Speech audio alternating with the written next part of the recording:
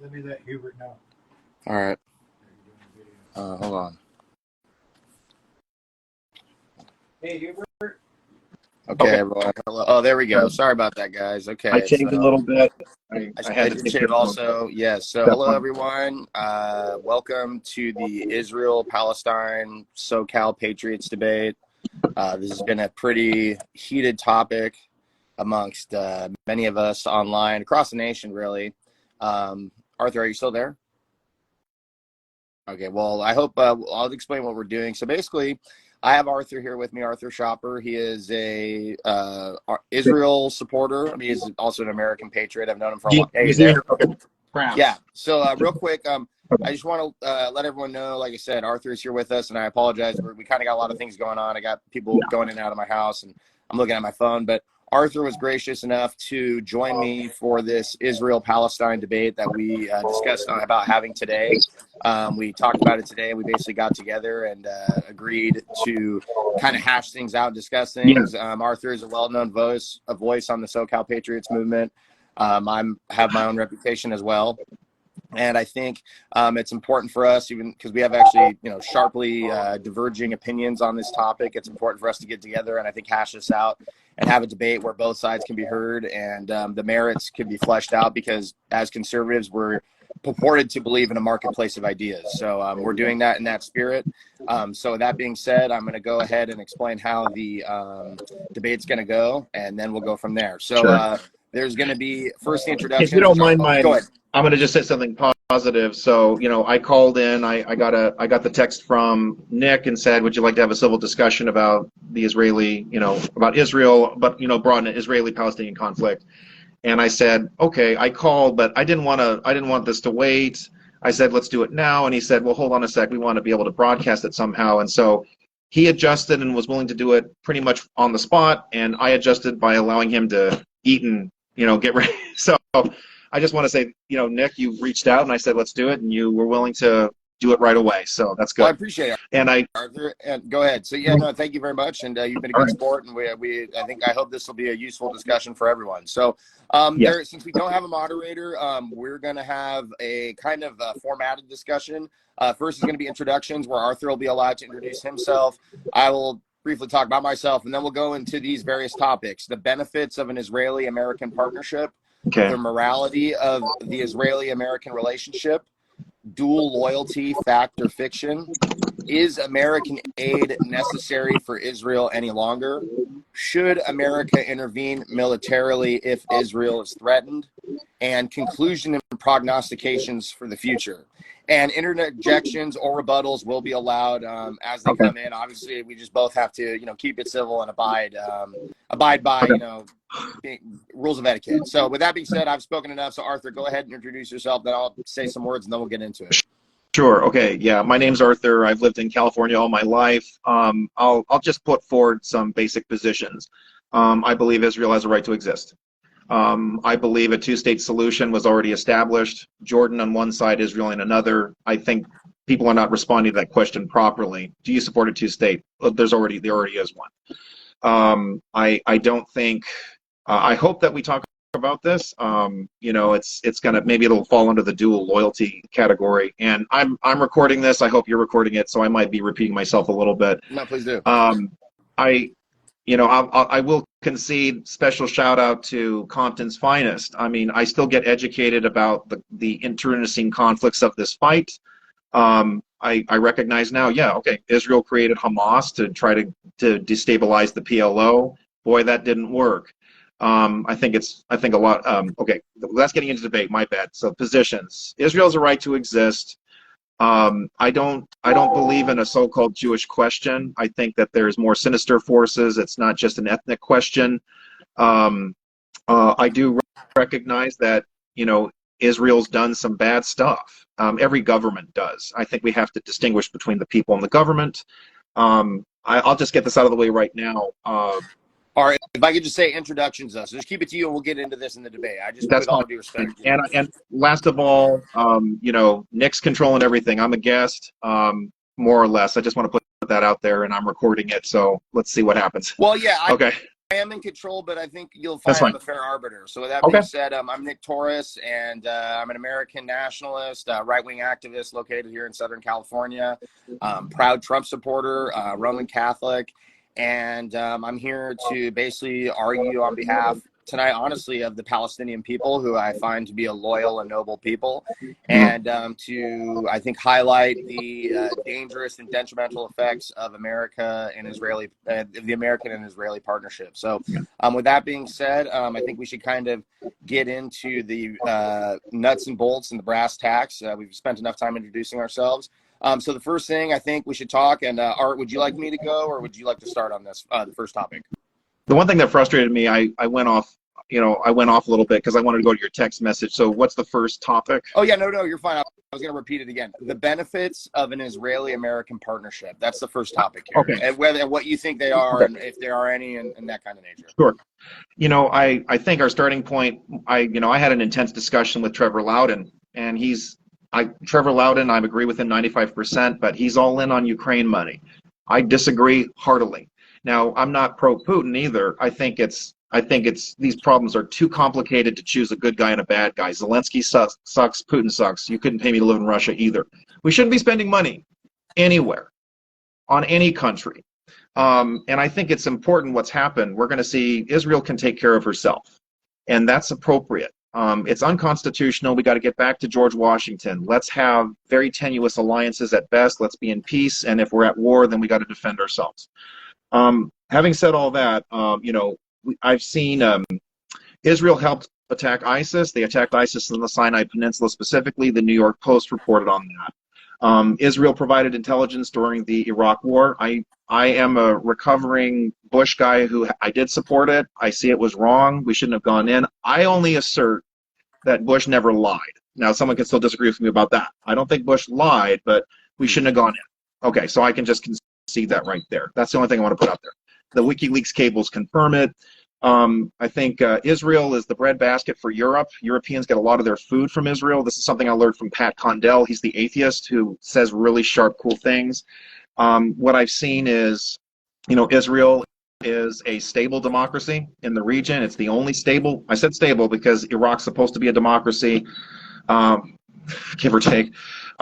So there's that as well. I think there's that kinship that's worth recognizing. I understand, Israel has provided us intelligence. We provided it to them. There's incredible technology that's come out of Israel that we've received. I think that's stuff that we can't ignore. Our smartphones, a lot of the technology comes from Israeli scientists, Israeli researchers. So as far as what our ongoing relationship should be, I don't think we should be giving them money. In fact, the benefits of it are, that's what I'm saying. Just kind of sum up your position. They're an incredible force for counterterrorism. They keep Iran in line. Worst comes to worst, I want Israel to do the fighting against Hezbollah and Iran. I don't want American anything involved. Let Israel do it. I'm cool with that. So that's how I see the benefit. They are a nice countervailing force against that terrorist aspect, and they help go after ISIS. So those are some things. Okay. All right. Well, I have a pretty divergent view from you. I don't really think there's any strategic benefit to the Israeli-American partnership. I think it's actually a antiquated relic of the Cold War. We first kind of really got buddy-buddy with the Israelis because the Soviets, and actually the funny thing is the Soviets were the first country to recognize Israel. And but anyways, we recognized Israel, and Israel decided to pal around with us and become a client state of ours. And, there was, I guess, some people can argue some use for that during the Cold War. But since then, at least the 70s and 80s, Israel's been a horrible detriment to the United States. And the benefit of relationships, like I said, I don't really see any. Israel conducts mass espionage in the United States, as attested by Jonathan Pollard, who received a hero's welcome by Benjamin Netanyahu at Ben Gurion International Airport for spying on the United States. They've also stolen American nuclear secrets. This has been confirmed in the Apollo affair. We're allowed to rebut, correct? Go ahead. The Apollo affair, that's actually been challenged, and those scientists were exonerated. So that's not true. Regarding Mr. Pollard, I agree with you. I think Mr. Pollard probably should have been executed. I'm saying that's well, pretty that would be harsh great, to say. but that's not what. And I here I am. I'm being my pro-dissent. Sorry. Okay. Well, I don't know. It's tough. No. Yeah. I'm going to be very magnanimous. Aside from all that, I mean, I'm not familiar with anything about the Apollo affair scientists being exonerated or anything like that. I mean, there's a lot of questions. Okay, to wait a look minute. into, but nonetheless, You just said you're not familiar with the Apollo affair. Okay, no, I respect. I said I'm not familiar with the Apollo affair scientists being exonerated. But yes, anyway, they were. so They didn't. yeah, They didn't I'll steal look it. into that, but that's not what I've heard. But anyways, I let you speak. Did you So want to talk let about me, the Lubon can I, affair? hold Because that's on, what Nick hold Fuentes on. did. I mean, Art, sorry. can I just finish my point? Sure. I let you speak, didn't I? Thank you. Sure. All right. So, again, there's really no strategic benefits. They've committed a lot of acts of espionage in the United States. And I know you said you wish Jonathan Pollard was executed, but the fact is he wasn't, and he was basically spying for the Zionist entity Israel in our own country. I believe they've stolen nuclear secrets. They've also sold military secrets of ours to China. That's been also confirmed for many years. And when you said that they helped fight ISIS, they actually didn't help fight ISIS. There's a lot of evidence to attest that actually they helped sponsor ISIS, according to the New York Times. And aside from that, like you mentioned earlier, they were basically critical, and their assistance was essential in forming these more radical Palestinian groups like Hamas. And it's really come to bite them in the ass today. So overall, my argument, can I just sorry, just let me finish real quick before your butt. You've spoken my overall argument more than I have, but okay. No. The overall basically benefits of our relationship with Israel, like I mentioned, there is none. They're a duplicitous ally. They cause tension and problems for America around the world. They make us look bad in the Islamic world. And I think there's many questions. You're making assertions. I'm allowed to. Am I going to be go allowed ahead, to? go ahead. No, go ahead. That was my. That was okay. Arthur. So, okay. You just acknowledged about the Apollo affair that you didn't know that the scientists were exonerated, and they were. Well, that's the question. I mean, that's. I'll have to look in that, Art, but I've never heard of that before. Talk to Jacob Wolf. He'll fill you in on it. Yeah, okay. I'll go look into that. There's that. I mean, I have. This is going to be tough. We're doing the best we can. Yeah. No, I can finally get this off my chest. You know, the Lubon affair, I studied that. You had some creepy people do a deep state operation that killed some Americans. The Knesset condemned it. The Prime Minister condemned it. There was widespread condemnation from the general Israeli public. They didn't support that. What I find interesting, usually when people are anti-Zionist, they will talk about you can name the ship, please. What's the name of the ship? Liberty. They will talk about that. Well, I was more than happy to be informed about it. I've studied it at length. There were not one, not two, but there were 10 commissions that investigated the USS Liberty, and the results were the Democrats instituted this, by the way. John Conyers from Michigan, for example, what they found was that it was not a deliberate attack. Israel told everybody to get out of the sea. This was during the 6-Day War. Everybody, if you're not familiar with it, the official story is that it was in there doing reconnaissance in the Eastern Mediterranean. I wanted to speak when you interrupted me. So I'm just telling you that I know that there are veterans to this day. They have the USS Liberty patch, and they will swear up and down that Israel did it on purpose, but the final words they will say is, I can't prove it. They can't. The latest commission was in 2007, and the most hostile anti-Israeli participants said, we can't prove anything. Israel paid an indemnity, and this I thought was very interesting, because a lot of people talk about a so-called Jewish lobby running foreign policy. The United States government had a 20-year period of stasis, which is actually a hostile state with Israel. And that was not resolved until 20 years later. So first of all, the notion that Israelis are pulling strings with the foreign policy establishment is not persuasive. Second of all, these incidents have been dismissed. You acknowledge that you didn't hear about with the Apollo affair that they were exonerated. They were. We received technology. We received support. I believe they helped inform us when Iran connected with cartels to try to take out some Saudi ambassadors on our soil. That was in 2005. So they helped us too. Regarding ISIS, you can go to the New York Post. I'm mentioning the New York Post, which exposed Hunter Biden. You're mentioning the New York Times, which, well, it's the New York Times. But you know what? Then again, that's not quite fair. Truth is truth. If New York Times says 2 + 2 = 4, it's still true. So, parent, we can say that. But that's my response to that. We have to look at today. If we care about, we want to have a strong relationship with Western allies. Israel's providing most of the food. We're seeing there's actually a growing Christian movement, and that might go into the dual loyalty question. I think that's what this is really all about. I am not going to play the anti-Semite card. That's not an argument. But I think when there's hostility to Israel, in ultimate cases, the real hostility is they just don't like Jews. And I think that's an issue that needs to be addressed.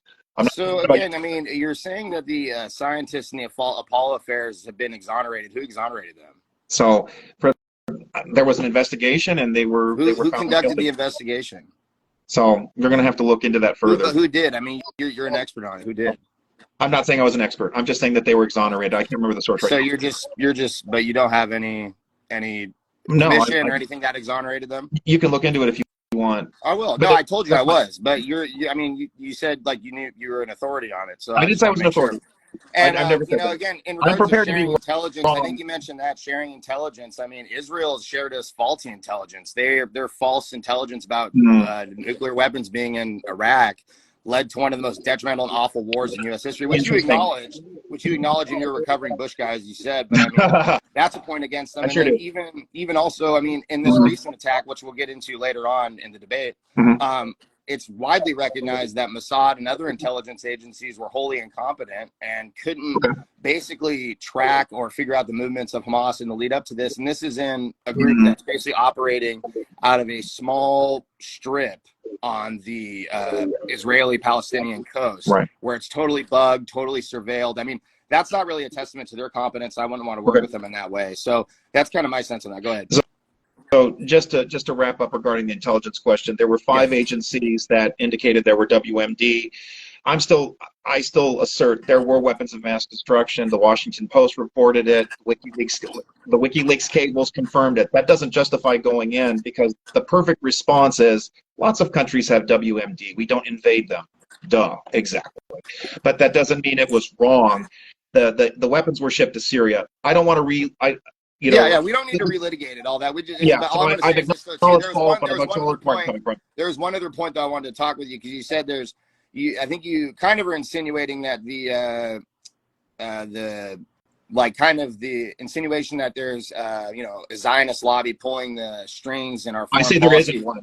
I say there's one. Okay, first off, there is a Zionist lobby overall in the country. I mean, there's literally the Zionists of America. Okay. There's APAC, which is the American Israeli Political Action Committee, and they're not the sole lobby. Obviously, all these organizations and networks form a broader Zionist lobby. So there is that, obviously, and these groups have worked. I mean, if you look, there is track record, there is papers, there's think tank discussions like the Clean Break Memo. Let me just finish. I'll let you go. Can I finish real quick? Thank you. Sure, I'm just holding my hand for the signal. Yeah, no, I'll let you know. So and I'm sure you've heard about it, because I remember you debating Nick Fuentes and other people, and I'm just saying, so I'm sure you're familiar with these arguments, but when the Clean Break Memo came out in 1996, when Benjamin Netanyahu first got into office, look at all the people who authored that. It was like Douglas Feith, Richard Pearl, all these various people, all prominent Jewish neoconservatives, people who are kind of in favor of this hawkish stance in the Middle East. Go ahead, Arthur. I want to ask a question. Okay, I'm going to ask a question. You answer, then I'll respond. So that memo was like an ideal foreign policy template, I believe. Is that correct? Like what they wanted. It was called the Clean Break, and I'll think. Can I finish on my point before we respond? Yeah. Okay. So what I wanted to say was, but it was called the Clean Break to secure the realm. And if you look at all of the countries that were listed there was I think a list of 9 or 8 or 9. I can't remember the exact number. But the interesting thing is most of them were like Syria, Libya, Iraq. Iran, which Iran has faced many color revolutions and many other types of forms of subversion recently, with like the Green Revolution, and you can obviously argue too with these recent events. So all I'm saying is that there is a track record of Zionist influence on our foreign policy. Okay, that's the issue I want to speak to. Okay, so APAC, these are Americans that, hey, they love Israel. They want money spent on Israel. Zionists of America too. Yeah, go ahead. They're free to spend their money as they see fit. I consider myself a Zionist. It's based on a biblical foundation.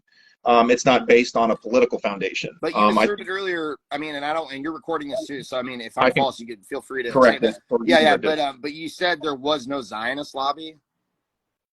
What I meant to say, okay, let me correct it. What I did say that, though, right? What I mean to say is, okay, what I mean to say is, and I'm allowed to correct myself if I wasn't clear. What I'm trying to say is that this idea that the Jews, or that there's some Zionist group that is controlling, directing, and implementing their policies, that I don't agree with. Because AIPAC, well, I mean, you just look at it. You've got the so-called jihad, or, you've got the Hamas caucus in Washington that is very powerful. They haven't been removed from office. Here's something else that's interesting, too, especially with Republicans. Just a fun story. In the late 1970s, you had a Republican congressman in Illinois. He was Arab, and he was pro-Palestinian. And he was defeated by a Democrat, obviously, named Dick Durbin.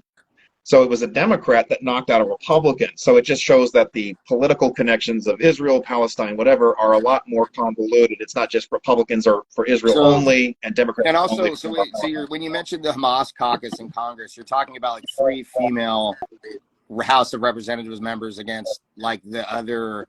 I mean, there's 535 members in Congress total, so Right. or 533, I think now. So I mean, that's 3 Sure. versus 530. I mean, I wouldn't say they have a lot of influence, and I would disagree because you look at 8 members that were able to vacate along with the Democrats. It was those 8 but, that were able to vacate. And aside from that too, but you mentioned too about like the questionable nature of Jewish influence on American foreign policy. I mean, let me just talk, not to segue away from this topic, but to bring it to. Well, let's stop right there because that goes to the dual loyalty thing, I think. So let's go back to that issue. Well, no. I just what are the benefits of the let me just touch on it. I mean, you I've said answered earlier, I'm controlling. Well, hold on. Right? That first issue was, what are the benefits of the American-Israeli relationship? I've answered that, I believe. Did you have any questions about that? We'll save that then later. Well, I'll wrap this section up, but we'll save that later on. So my belief is there are no benefits. Okay. They're a duplicitous ally. They spy on us. They go we spy on them too. Wars. They go into foreign wars. They sell our military weapons to enemies of ours. So that's what I would say. So again, that's the end of that first topic, and we were just discussing the benefits of the Israeli-American partnership. So again, I'm just looking at my phone here. The next, we're talking about the morality of the Israeli-American relationship. So do you want me to go ahead on that because you started last time, or do you want to go? You can go. I just was making sure. I just want to clarify. Yeah. Now, there's American citizens and American government. Yeah. Do you want to talk about all of it, or do you want to talk about? Well, I think the first one was government. Do we want to talk about American? Arthur, the question was, it's pretty. I mean, I'm not trying to.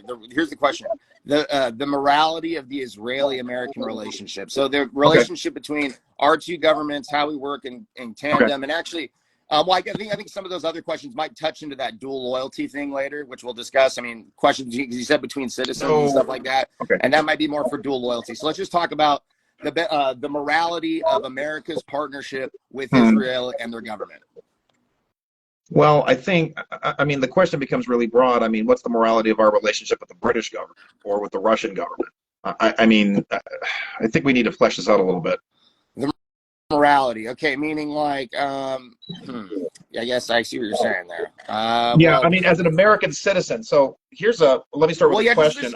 Let's just go with it, Arthur. What's the morality? I mean, sorry, I did text you before. Good. I'm glad I can set it up that way. Okay, I think it's totally appropriate. I think it's beneficial when you have American citizens who, Christians especially, but also Jews, and even Muslims. I don't see a problem there necessarily. They care about Israel. They want Israel to thrive. They care about Israelis. I'm a Christian. I want everybody to believe in Jesus. I think it's appropriate if they want to spend their time, if they want to minister there. This is something interesting that's now coming to mind. Our relationship, people have this idea that, Israel tells us what to do, but I'm thinking it's starting to change. The reason I say this, we all know that I hate that term extreme right because it's anybody who has common sense. They call us extreme right because you shouldn't mutilate a kid, But you have right-wing elements within Netanyahu's government that have come into power. And so, I'm very well aware they wanted to ban evangelism. They call it proselytizing, but the target was the Christian movement, the gospel being shared. Yeah. And Netanyahu, he tweets out and says, "We will not attack the Christian community," and he put it in English. Now, why would he do that? Because Americans are paying attention. It seems to me that we're now telling them what to do to some extent. It's like the tables have now turned. Now, then again, part of that is because they vote to send $90 million for the Iron Dome. I think that should stop. So if that's going to create a precarious situation for Christians, yikes. But then again, Narendra Modi kills Christians, his government or the people, he allows people to kill Christians every day, and nobody seems to care when India does it. I think it's okay for Americans to be involved with Israel. I think it's okay to spread the gospel. I don't see a problem with that. I don't see it in conflict with Christian revelation. I don't think that they are aiding and abetting a criminal enterprise. I think Israel has a right to exist. The settlers moved in little by little. They improved the region. The Grand Mufti of Jerusalem, he admitted that it was pretty much a bankrupt, empty backwater until the Jewish settlers started showing up.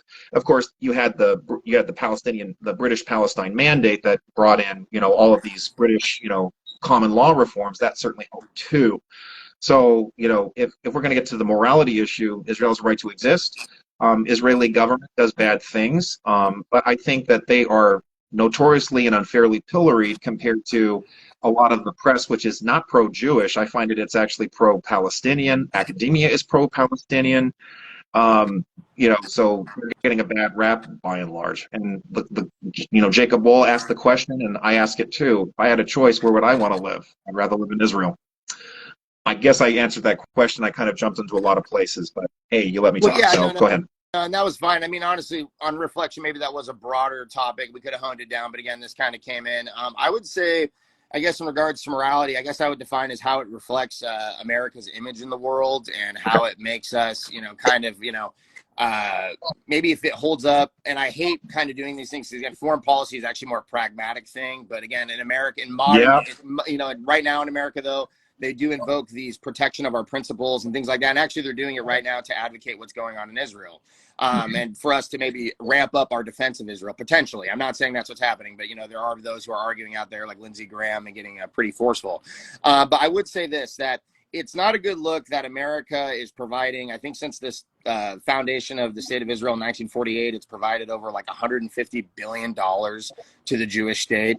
That's more aid than any other country, I think, up until basically Afghanistan, and probably Ukraine will pass them too. That's received American aid and stuff like that. So I'm just saying, I mean, it's a pretty significant amount. Okay. And what has that money gone to? It's essentially gone to creating this large open-air prison in Gaza, which fomented this conflict we're currently witnessing now. And it's led to a state that, I mean, you mentioned earlier they're a democracy. I would firmly deny that they are. I mean, it was recently passed in the Israel. They had an amendment to the Israeli Constitution, and I'm not familiar with how their constitutional amendment process is. Maybe you could tell me, but I'm sure it went through the Knesset and was signed by Benjamin Netanyahu. But it was basically put into law that Israeli is a Jewish ethno-state, essentially, like that Israel is a state for the Jewish people. Yes, they have a large Palestinian minority, but that the Jewish people, in a sense, are the state-forming people of Israel. And I would argue too, if you look at the everyday treatment of Palestinians, they have to work through basically, you know, checkpoints to get through place to place. A lot of these people are, you know, essentially subject to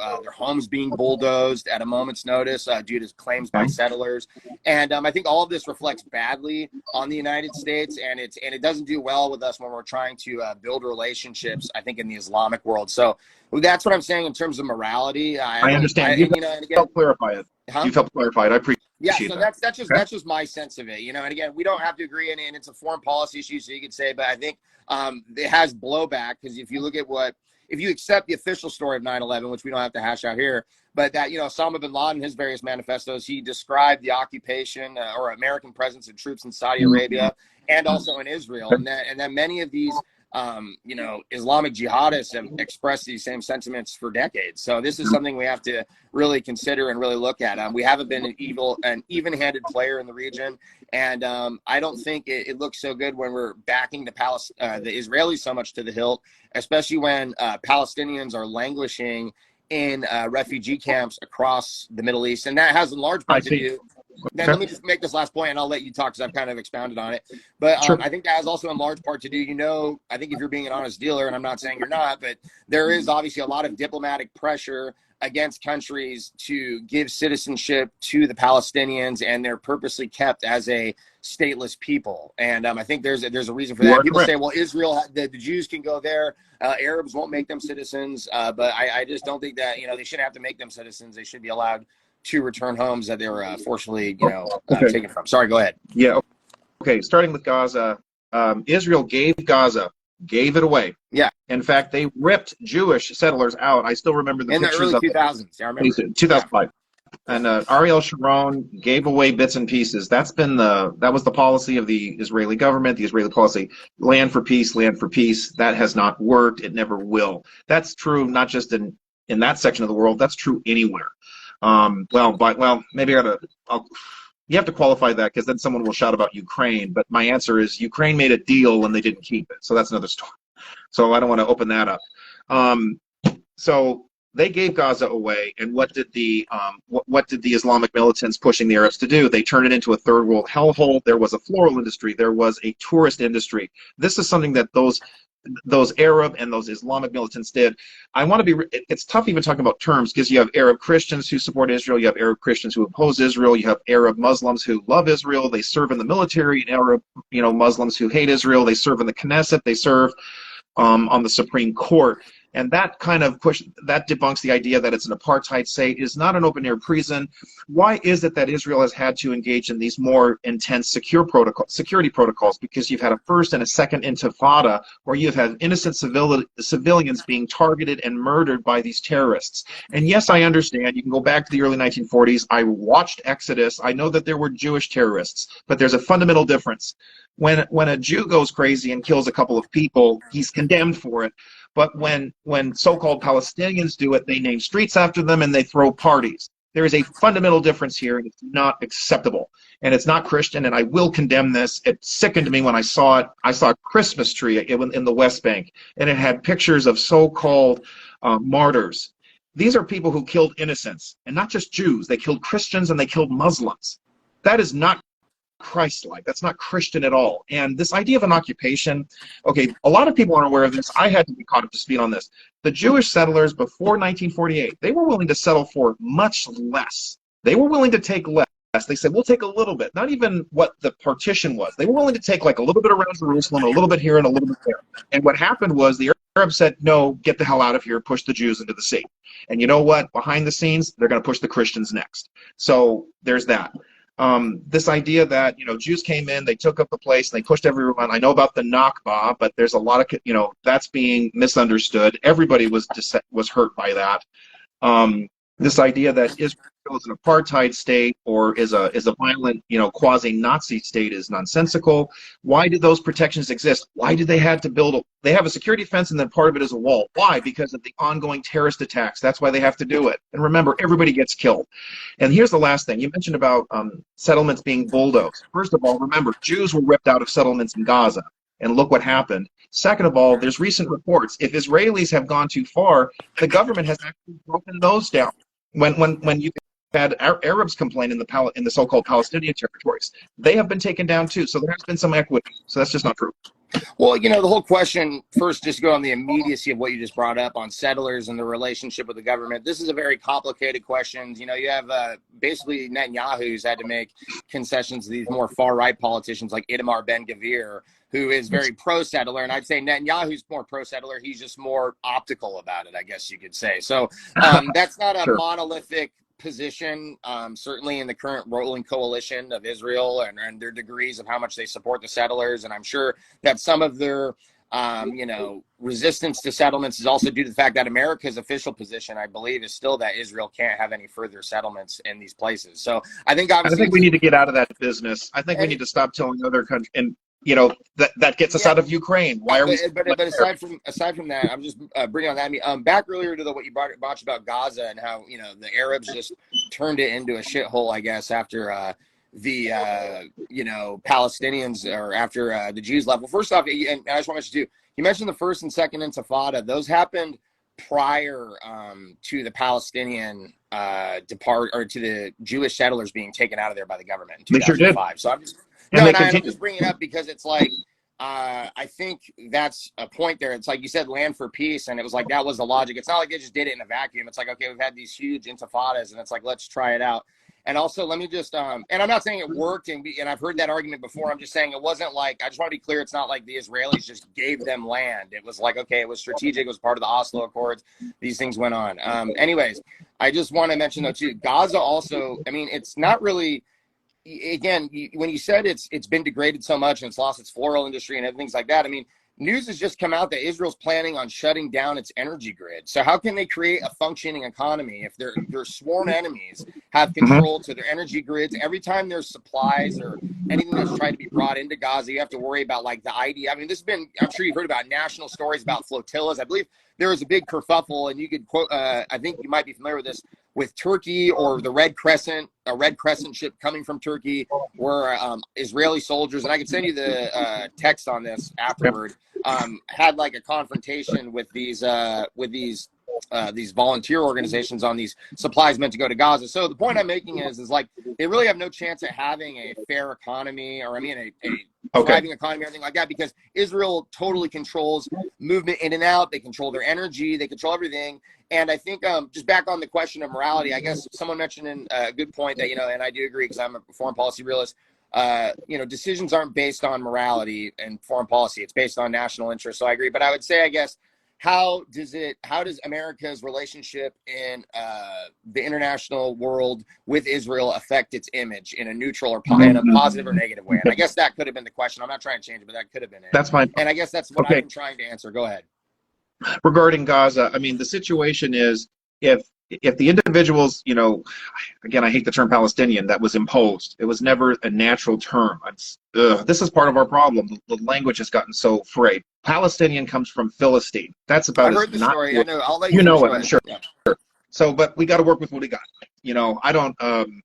So it's like if the individuals in these territories are committed to a stable and democratic regime, and not violating other people's natural rights, then then Israel can take hands off. But they can't do that because look what happened in Hamas. You look at what happened in Gaza. You look what happened in the PLO. They elected Hamas. They used their democratic freedoms to elect terrorism. And this terrorism, it's in their charter: destroy Israel, wipe them off the face of the earth. And so if I'm a country living next door to this country that their whole charter is determined to wipe me out, I'm going to be keeping my hand on things so that they don't get away with it. Now, the energy being shut down, that's being done now because you've had so many of them paratroop in and shooting and killing innocent civilians. And not killing Jews. That happens they're killing That's Germans, they're killing Americans. That's happening frequently over the years. No, it has happened. I mean, that's been one of the complaints. They're like, we have no access to running water and consistent energy over here. That's the fault of the leadership in these regions. They elect terrorists that put kids on the firing line to be shot rather than putting the needs of their people first. This is what's going on over and over again. Golda Meir, God forbid, yes, I'm quoting her, and so that's going to be biased of a sort, but it really does come down to this. You've got these so-called Palestinians, they love death more than the Jews love life. And they're indoctrinated with it. And you know what? And American money is paying for it, and we should be pissed about that too. We both agree. No more money to foreign governments. I couldn't agree more. I mean, we can agree on that. But I think we can also. We can't even defend our own border. But I'm changing the subject a little. No, you're fine. So I guess just to kind of wrap up this topic and just kind of keep it on point. And what would you say? I mentioned earlier the question was, what is the morality of the Israeli-American relationship? I guess fine-tuning it as we've done in the course of this. And you could choose if you'd like to go with this prompt. And just to wrap it up, what is how has America's relationship with Israel affected its image in the world? Has it been positive or negative? And I guess if that's the same way you feel like, or just let's wrap this one up. Okay, just if we're going to talk about image, okay. First of all, I don't think we should really care what our image is to the rest of the world. We got to care about truth and error, or about interest. That was Arthur Macadamian who had mentioned that comment. I think that it still remains in our strategic interest. This is a nation that we have kinship with because they're a fledgling democracy. Well, they're a real democracy. We're a constitutional republic. We are using that jargon. That frustrates me. They're a stable region. They are a strategic partner.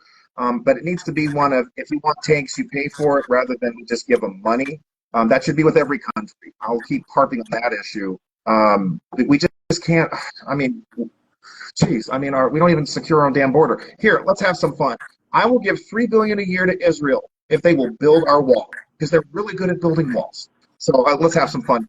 I think Ann Coulter came up with that. But at any rate, it's a net positive. That country needs to exist. It needs to thrive. This is a country that we should support. It doesn't mean that we pay for everything. It doesn't mean we can't criticize them. If they want to put tariffs on our stuff, we have a right to challenge that. I hope that I've explained the relationship. Okay. Well, and again, just to kind of finish up, how it kind of affects America's international prestige and our view in the world, and the morality of it, and kind of also tying it in interest. It makes America a target of blowback and a target of these Islamic radicals.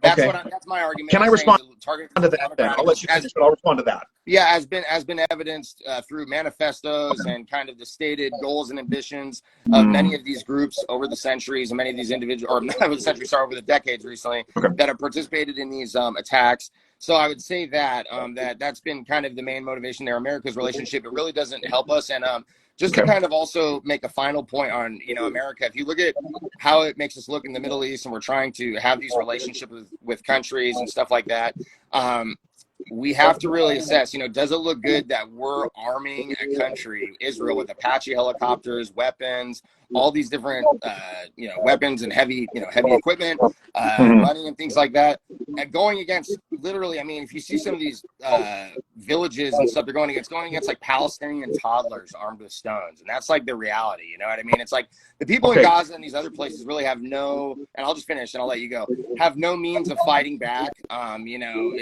actually shocked they were able to get so much weapons in here, and kind of do the fighting they have been able to do. But considering if you look at what they've had to deal with before, but just overall, I would say that, like I said, it's a detriment to America's relationship with countries in the Middle East, and it makes us a target of that region's ire, which has led to terrorist attacks in the United States, terrorist attacks in Europe. It doesn't make us safe. It threatens our national security.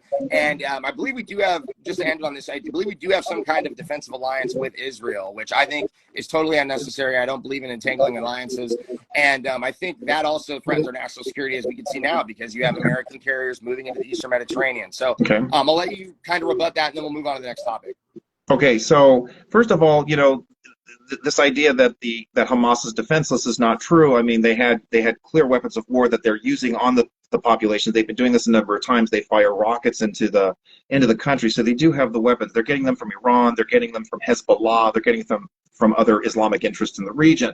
When you talk about the kids being targeted, again, this is the perverse propaganda that is pervasive in the Middle East that makes Israel look bad. It makes it. There have been a number of times when they've gone after Palestinian terrorists, and they do strategic. Natan Sharansky talked about this in his book, The Case for Democracy, not the case for Israel. By the way, he opposed Bush's plans. He didn't like the idea of everybody voting is not democracy. You have to have other values in place. He even left the Sharon government when they gave up Gaza, by the way. So, he was more isolationist. He was not this warmonger that people painted him out to be. This idea that you've got defenseless, you've got Israelis that are defenseless that are getting killed. And you got these Hamas, they put the kids in the firing lines and have them get shot. There was a video that was recently released. This was during a previous conflict a couple of years prior, where they gave the impression that Israeli soldiers had attacked a defenseless Palestinian, but all three of them were Palestinians and two of them were actors dressed up as Israeli soldiers. So there's a lot of that media game. They have lost one. They've had one setback after another. So they're playing they're playing the media game to demonize Israel. That's what's going on. Okay. And I'll let you take the floor here, and I'll let you take the floor here again just to wrap this up. Because I think I missed something that you said, because we switched the subject, like our perception before the world. Oh, please, let me get to this. No, you're fine. Okay, they're attacking us because we've caused all this trouble. Here's the thing. Islam is motivated by a globalist. I can't think of there's a fancy, not scatological, but not ontological, but there's a term for. There is a worldview where the whole world will be under Sharia, will be under Islam. So even if America wasn't doing stuff with Israel or involved in Iraq, involved in everywhere else, they would still come after us. I just don't find that persuasive. They're invading Europe as we speak. There's a lot more at stake than just Osama bin Laden doesn't like that we dropped bombs, or that our government dropped bombs on Iraq or Syria. Again, on the migration to Europe, there's actually a lot of NGOs involved with that are Jewish, like Israel and George Soros' Open Society Foundation. But I think that's getting off topic, and I don't want to go. And I don't go ahead. Yeah, and I don't want to get off topic. So I want to let you finish. I kind of stated my belief in how it affects us in international terms, how it kind of provides blowback on us. Do you just want to summarize your position one last time, or do you believe you have? Because there's a lot to hit. Yeah. I think we would suffer, considerable blowback from Islamic elements, regardless of a relationship with Israel, because they have an Islamic totalitarian vision. That's what these countries. Iran's part of that. Al Qaeda's part of that. And Al Qaeda and Iran, there's two different Islamic sects that fight with each other too. And I think. I think that, Western Europe and even Eastern Europe has a positive relationship with Israel, so it's actually strengthened our hand. You have a number of, after Trump moved the embassy, you had other countries countries that did the same thing. You have Viktor Orban. We love him. He's a great populist, and he loves, he has a strong relationship with Israel. I don't think he sends them money. I don't know. I could be wrong. I don't think. I mean, they could for Holocaust charges or Holocaust reparations. And I think I'm not that's sure. messed up. They extort a lot of wrong. countries with that. But go ahead. Extortion. Well, okay. There goes to the go first talk question. to the people of Poland. That's how they feel about it. But go ahead. And they're going after Germany because they're asking reparations from Germany. So yeah, this is the world needs the gospel. If you don't have the gospel, you're always playing the game of you owe me. It'll never stop. But at any rate, last but not least, our prestige is enhanced because of our relationship with Israel. We have positive relationships with Western countries, African countries, South American countries, unless they're communistic, like Venezuela. They expelled all their Jews and they got rid of the Israeli diplomat. But that gets into question 3. Boom. Okay. I think I answered. All right. This. Awesome. No. Thank you, and thank you, Arthur. So the next topic, dual loyalty, fact or fiction. I'm going to explain what that is. I'm going to shut up and let you talk. What is that? Okay. Yeah. No. I'm going to get into it. So what I'm asserting is earlier, and I think we were trying to touch on this at multiple points at the benefits of an Israeli-American partnership when you were mentioning like the Zionist lobby. So got to clarify the terms on this.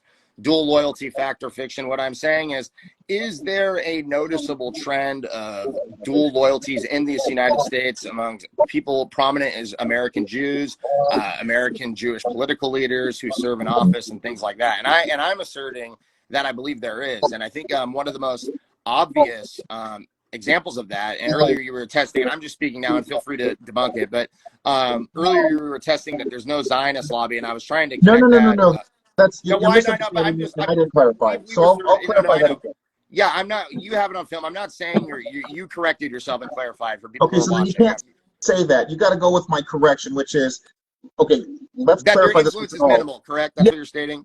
Yeah, that they're not pulling the strings I direct. apologize. Yeah, you're saying there are people who are Zionists who want Zionist outcomes. So dual loyalty, like I said, dual loyalty. These people are Zionists or they're Jewish ethno-nationalists, which is what Zionism is. It's Jewish ethno-nationalism. I would argue that is evident in the conflict in Ukraine. If you look at the people who are running point on the conflict in Ukraine, it's people like Anthony Blinken, the Secretary of State. It's people like Victoria Nuland. In Ukraine, the people that are kind of in charge too, that have been overseeing the country since the Maidan, have all been overwhelmingly Jewish. And this has been a American State Department project with people like Victoria Nuland. She had that famous phone call where they were going to choose who the leader of the country was with another American bureaucrat. I don't know if you're familiar with that. And they were going to choose Arsen Yatsenyuk. You could look that up. I'll send you the link on it.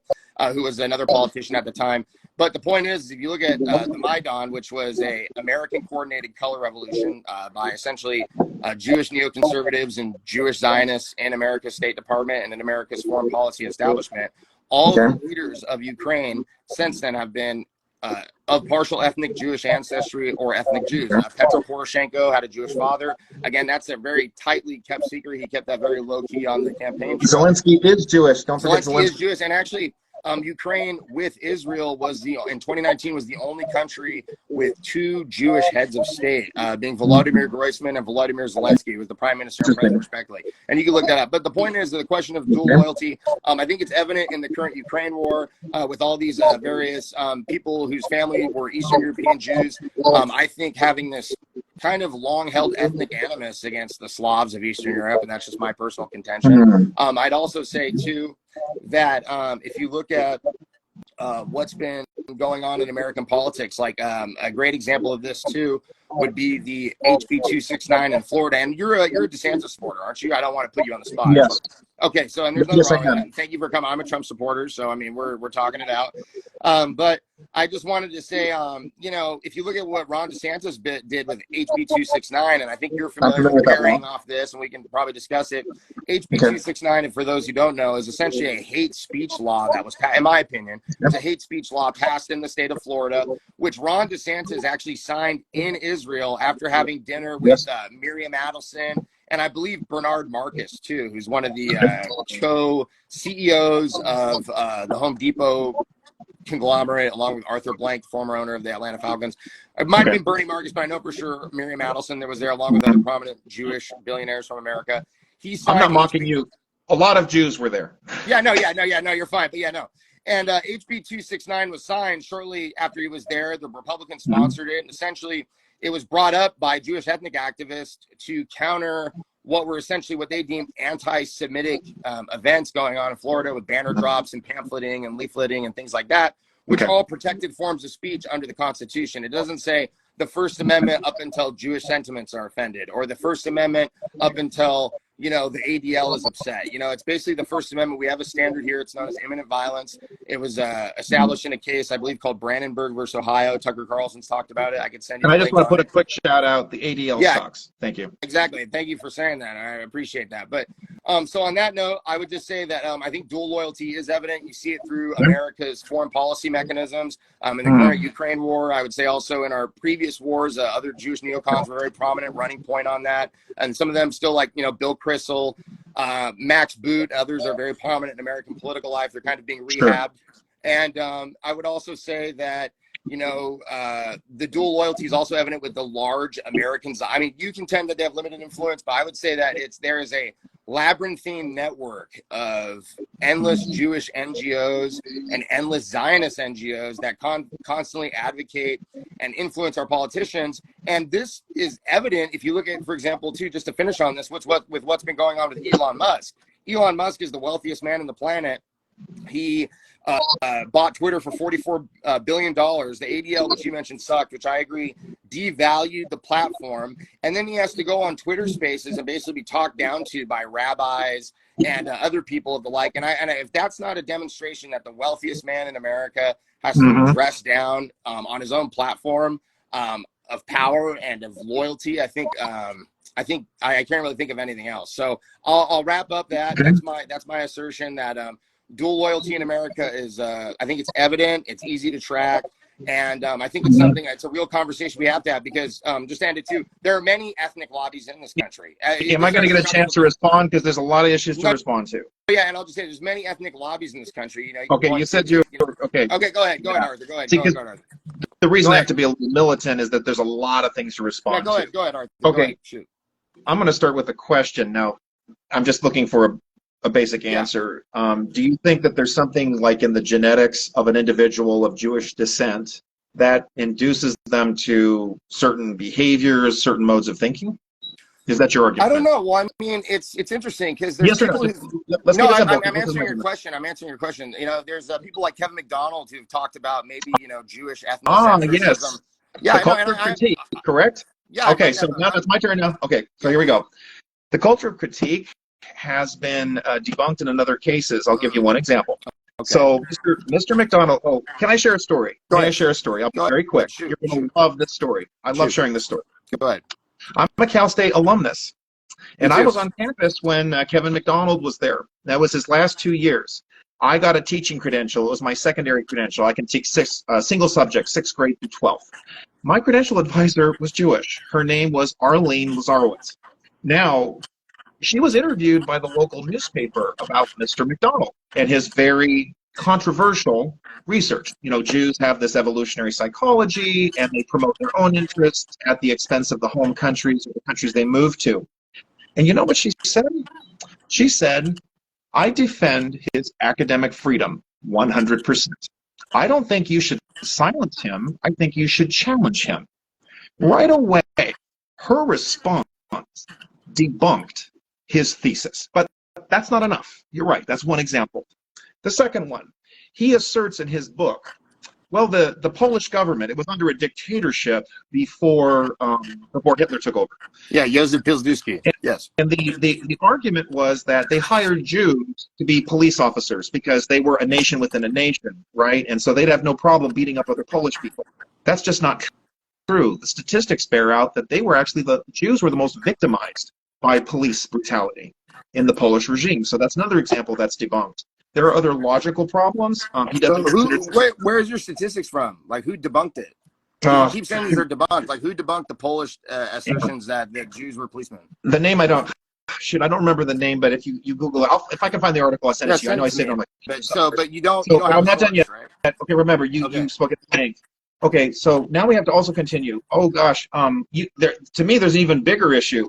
The Jews started communism. You know, that's one of the other assertions that's part of K-Mac's thesis. But here's the problem with that. Rosa Luxemburg, sure, she was Jewish, but it was Gentile money that propped her up.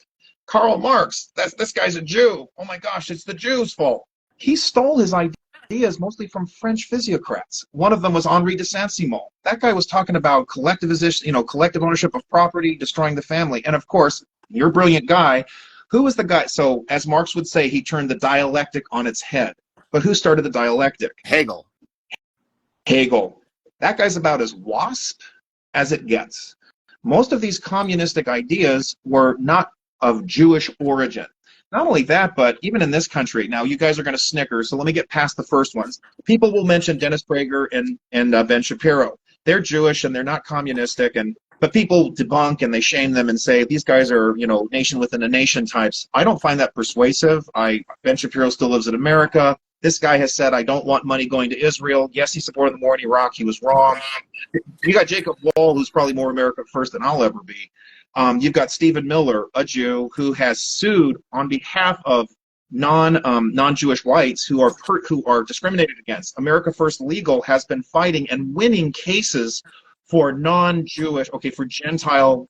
I hate the term white. I go back to your campaign. I'm sick of hyphenated Americans. We're Americans. I'm not a white American. I really loathe that. I don't like calling people black. I hate that, but we're stuck, just like with the whole Palestinian issue. McDonald's thesis has been debunked. You can look at the present day. You've got more. I got to find that story, but the research I read there, and I give you an example in his own book. I'm showing you that was like thrown out. The data is off. He distorts the data. He doesn't consider counter arguments, which I've just given to you. Oh, let me ask you this question. Okay. The Jewish question. It was a book. Who wrote that book? I'm not familiar with who wrote the book. Karl Marx. Interesting. A Jew wrote a book bashing other Jews. This whole thesis about Jews promoting themselves, and even in Washington, for crying out loud, you have Jews who are Republicans, you have Jews who are Democrats, you have Dov Hikind, a Democrat who absolutely loathes the whole Moss caucus. He's supporting Republicans, he's supporting Trump. My point is, you have Jews of different political parties, of different political interests. They don't all agree on the same things. They're undermining their different interests. They're not the same. And this, Steve Pinker offered some of these if you want a source, Steve Pinker, he offered some fundamental problems with the cultural critique this is ultimately why I really wanted to have this discussion. And I am not trying to, I need to share this with the general audience here. Okay, you can see my computer. Okay, because you post, this is your Instagram, so it's public. Yeah. Okay. And you've got this. Yeah, that's mine right there. And you know what? I'm sorry, the Jews don't control the media. They don't. If they do, they're not doing a very good job. Harvey Weinstein's in jail. The guy who owned the New York Times, which was a huge influential newspaper, that was a guy named Hugo Slim. He's a Mexican of Arab descent, not Jewish. You guys will mention Rupert Murdoch, because there was a picture of him with a rabbi. The guy's as Anglo-Saxon Protestant as it gets. The guy's not a Jew. Just because he's pro-Israel doesn't make him Jewish. This is wrong, dude. This is just not true. Well, the New York Times actually, Carlos Slim's no longer the majority owner of the New York Times. I read that in Ian Coulter's book too. Even if Summer Redstone, he's no longer the majority owner. But Summer Redstone. That's fine, Arthur. So what is? No. I've got to finish.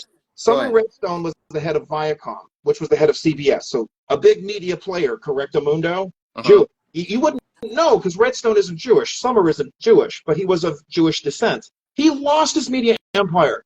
No, I'm sorry, folks. The Jews don't control the media because the media is so pro-Palestinian.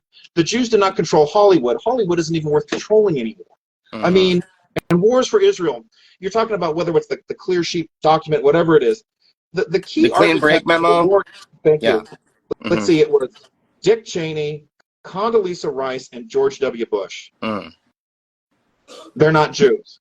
I'm sorry, folks, but the Jews don't run everything. In fact, and if they were, they're doing a pretty shitty job. I'm being a little, it's just not there. So this and all of that is what feeds into the whole dual loyalty question. My boss is an Orthodox Jew, Brian Kamaker, and he doesn't even go to most of the synagogues anymore. This guy makes Pat Buchanan look like a liberal. Brian was opposed to abortion, like no exceptions. And I was an exceptions guy, for example. He was a big fan of Pat Buchanan. He absolutely opposed the war in Iraq. One of these days, you got to talk to Brian. He actually schooled me on Iraq.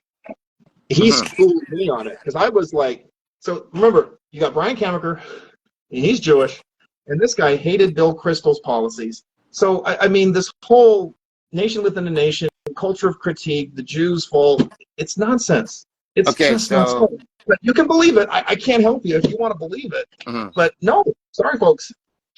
Stop blaming the Jews. It ain't their fault. And stop blaming the white guy.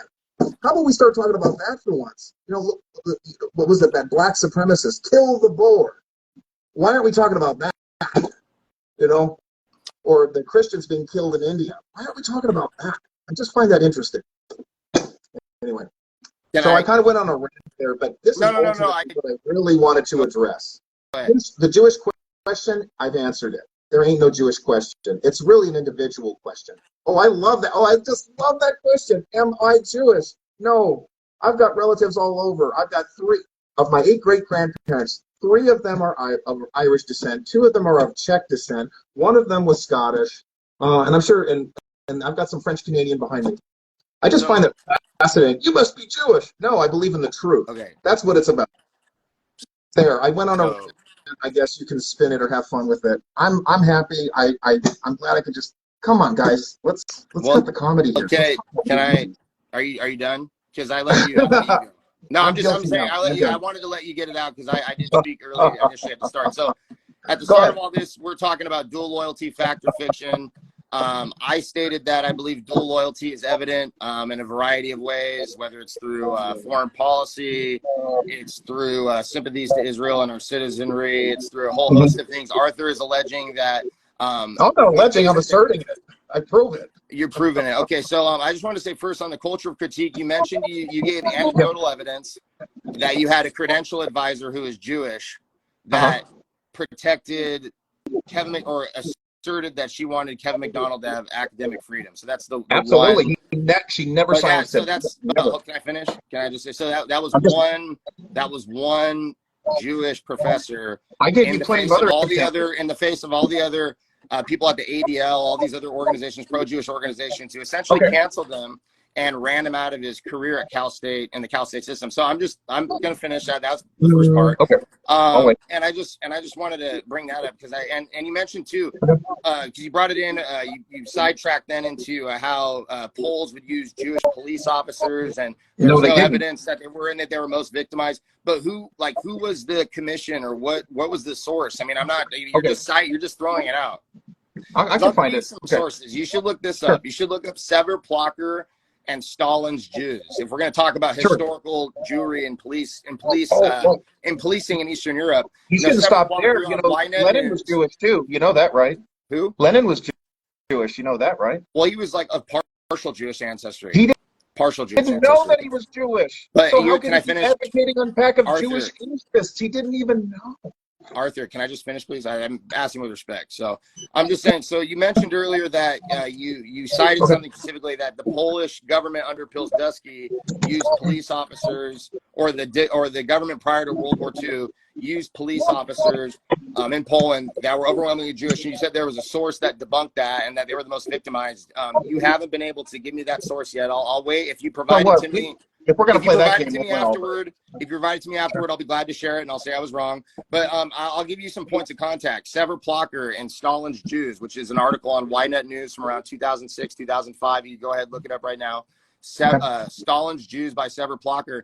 He points out that 40% of the Soviet secret police, the people who were responsible for land requisitions, for murdering people, and things of that nature, all throughout the Soviet Union, some of the most brutal atrocities, people like Lazar Kaganovich, Genrikh Yagoda, people involved with the Holodomor, 40% of the people in the Cheka, I believe it was the Cheka, or it would have been the NKVD, but I still believe it was the Cheka at the time, were Jewish. And he also mentions Genrikh Yagoda and Lazar Kaganovich, like I mentioned earlier. I know from personal experience living in Hungary, there was a woman, actually, I'll give you another article. Her name is Joanna Wilson, or Joanna Granville. She worked at the Wilson Center, and it's called Hungary Reconsidered, or Hungary 1956 Reconsidered. Why Poland, or why Hungary and not Poland? And we're talking again on this broader topic. You mentioned that There's no evidence of Jews being involved in policing in Eastern Europe during the interwar period. Or in okay, Poland. I'll respond to that later. You said that. In Poland, you said that. But I'm just bringing up points of contact to refute it. Because in Hungary, like I mentioned, Bela Kun, who led the 1919 Hungarian communist dictatorship, short-lived, was Jewish. Gergely Lukács, who was the Hungarian cultural commissioner during that time and was an associate of the Frankfurt School, also Jewish. Many of the people in the Frankfurt School was also Jewish, but that's aside from the question of dual loyalty we're talking about here.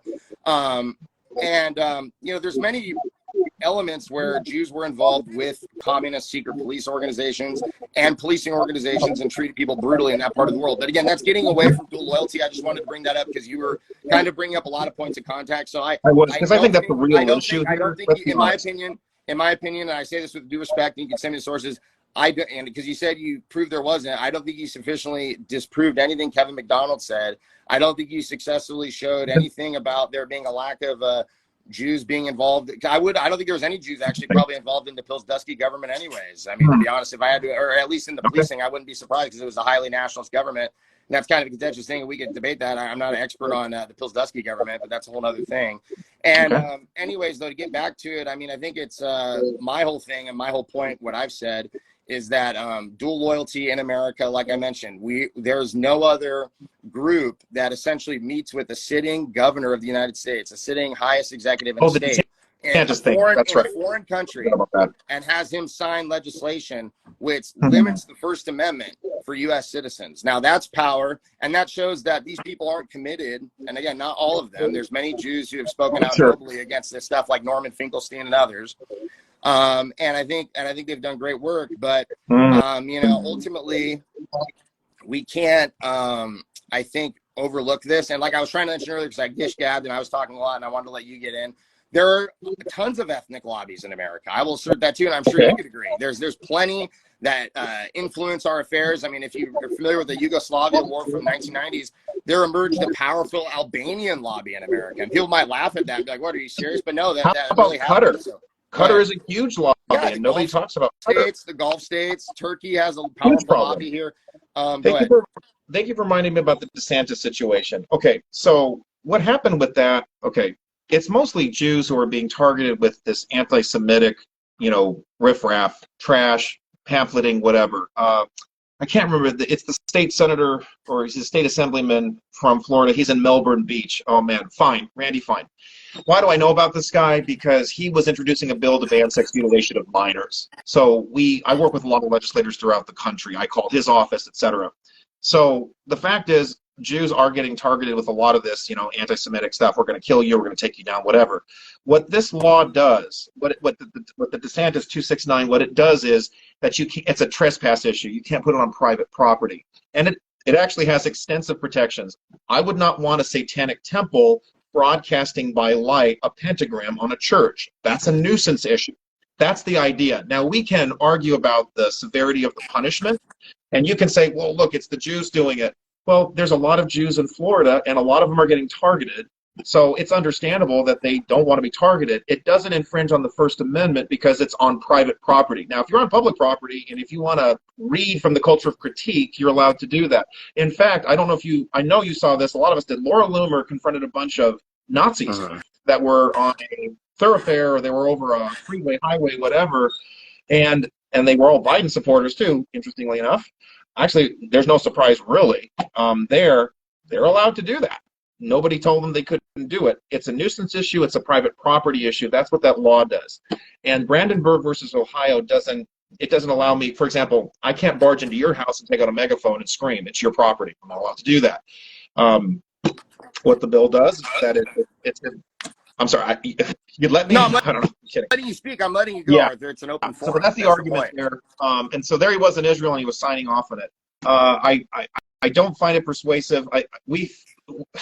The idea that politicians don't reach out or work with ethnic groups. Here in California, we have a large Armenian population. We have congressmen who have gone to Armenia. We have congressmen that have lobbied Adam Schiff. Sorry, but there it is. Adam Schiff, for example, they pushed resolutions demanding that Turkey admit that they, committed genocide against, or they perpetrated a genocide against Armenians. So this idea that, oh, it's only the Jews who are able to twist politicians to do stuff for them, that's ridiculous. You have, here in Torrance, we have the second largest Japanese American population. That's just a fact.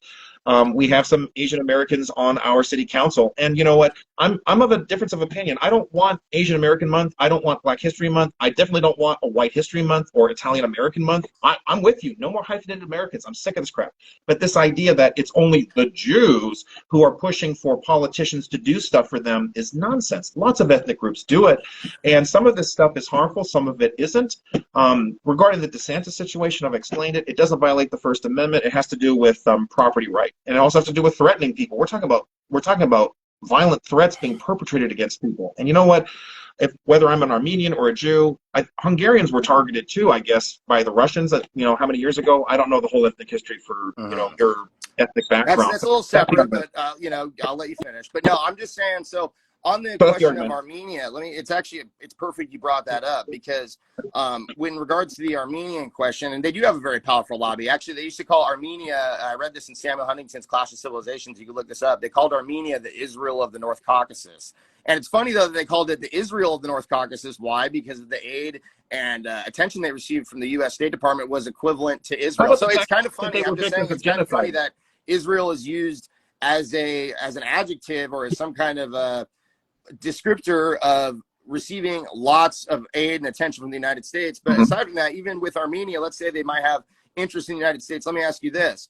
How much of the United States, how many public officials or politicians did you come out and see? There were some, but not as much as recently, regarding the 120,000 ethnic Armenians that were ethnically cleansed from Nagorno-Karabakh. How many did you see? I can't recall a lot. How many have you seen come out and condemn the attacks in Israel? Let's see. Oh, quite a few, certainly. All of them, right? So I mean, again, there not are all of them. No. There, maybe except the three members of the squad. So and 530 that members of both. Thomas 530 members of both houses were able to basically come out and condemn the text. Go ahead. I understand. Can I speak to that? Yeah, go ahead. Remember, we're dealing with, we have a large, evangelical Christian voting community in this country. Yeah. Okay, there it is. I mean, I'm not afraid to admit it. One of the reasons, not the chief reason. Okay, so relax. Some of the Groypers in the audience might not like this, but I mean, I wanted him to move the embassy.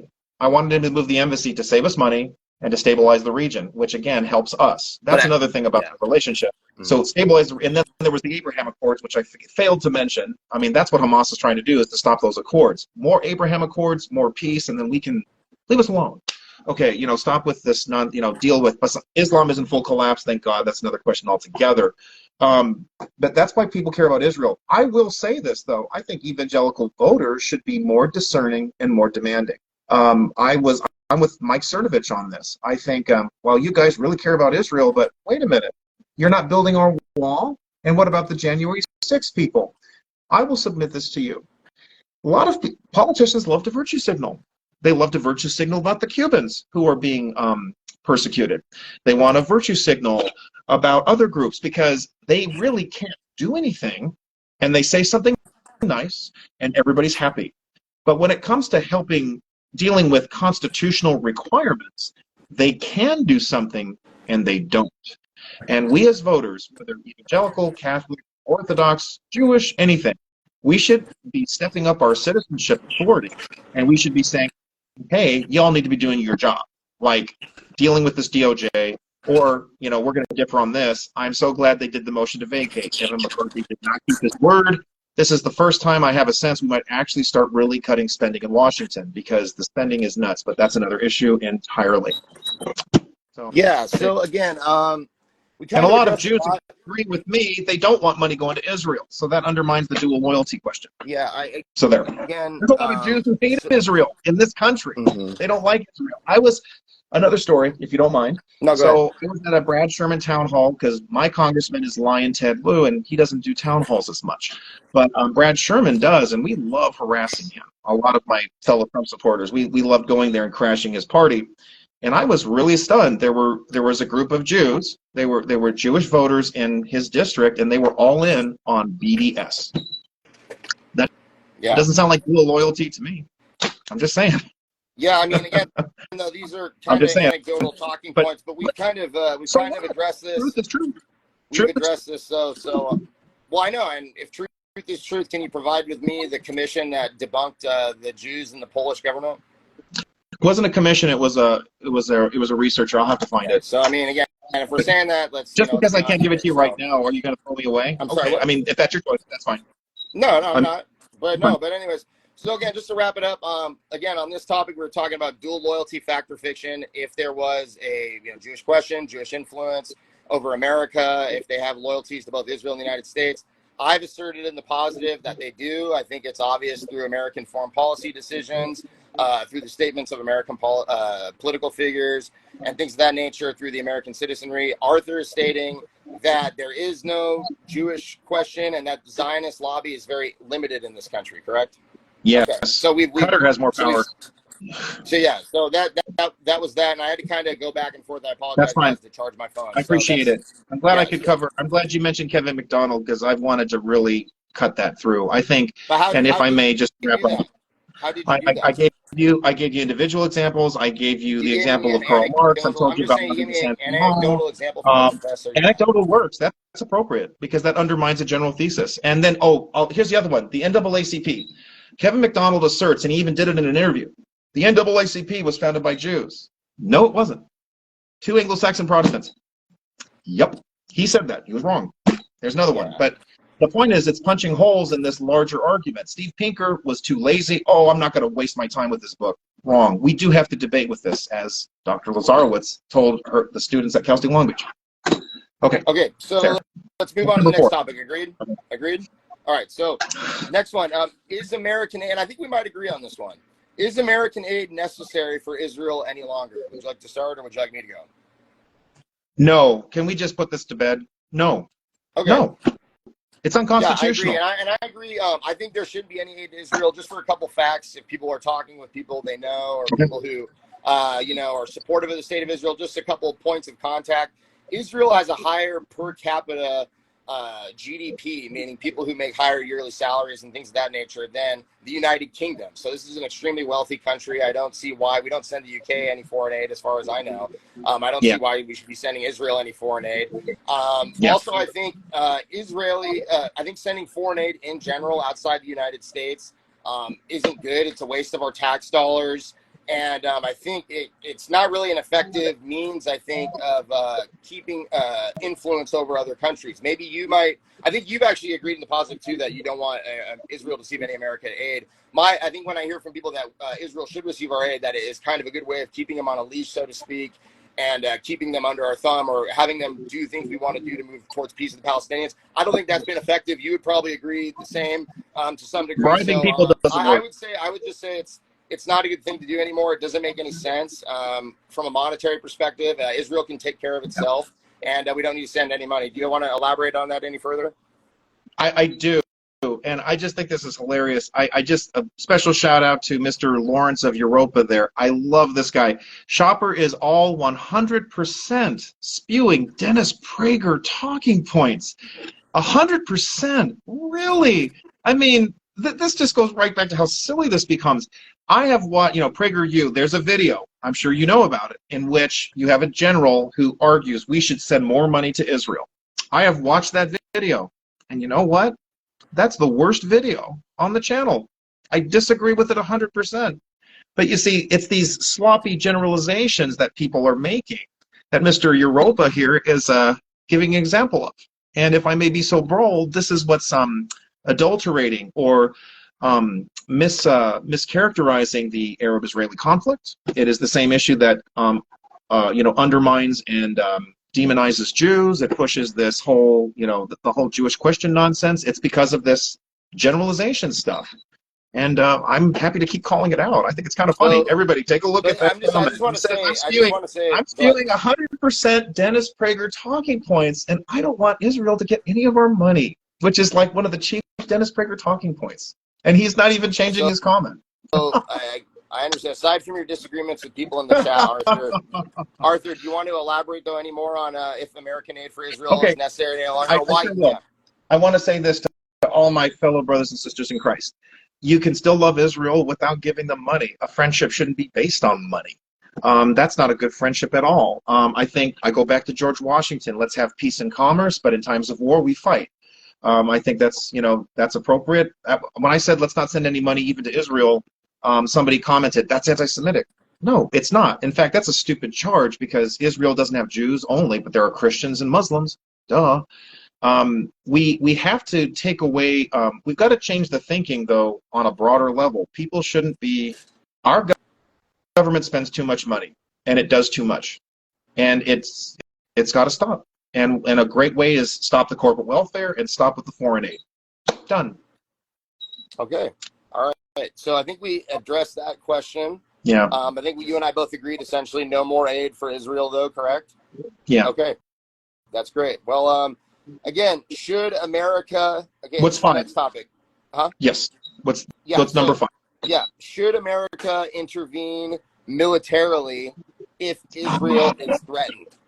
So you want to start on that, author? You seem pretty excited. Sure. Okay, go ahead. We have to intervene because Americans have been killed.